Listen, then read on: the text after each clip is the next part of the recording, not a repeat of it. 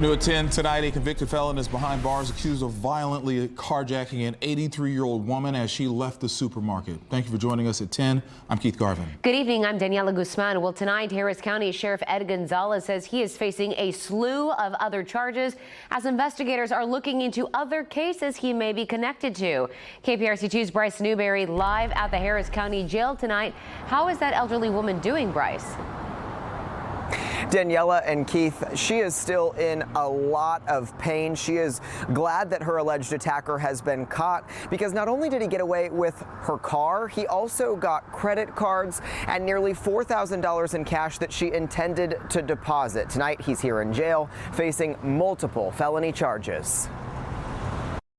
With injuries still visible all down her right leg, 83-year-old Lydia Sanchez has more than groceries to show for last Thursday's trip to the market. Pero cuando fui a cerrar la puerta, When she started to close her car door after loading groceries at the La Michoacana off Aldine Mail route, she says a complete stranger appeared and wouldn't let her. yo le daba de patadas. She kicked and bit him, then laid on the horn to try to get help, but it wasn't enough. Él lo que hacía era, pues, como yo no lo dejaba entrar al carro. Then he pulled her out of the car, she says, leaving her in the parking lot with injuries to her ribs, hand, and leg, then took off. Surveillance video later showed the suspect arriving at a location not far from the market, driving her car. Quentin Montgomery? Standing before a Harris County magistrate, the suspect put his arms through his t-shirt sleeves. Sheriff Ed Gonzalez says he's been charged with aggravated robbery in the carjacking case. But the 35-year-old also had open warrants for burglary and aggravated assault of a family member. Because you've got prior trips to TDC,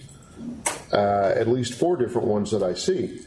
If you're convicted on this new charge involving your brother, you would be looking at a minimum of 25 years. Montgomery has a criminal history dating back to 2005. These are just some of the mugshots he's racked up over the years for convictions including assault, robbery, burglary, and theft. Sanchez is now aware of his history, and even though she has her Dodge Caliber back, she doesn't understand why Montgomery was on the streets. Pues yo pienso que eso es maravilloso. But she thinks it's wonderful he's been caught, so he doesn't hurt anyone else for now.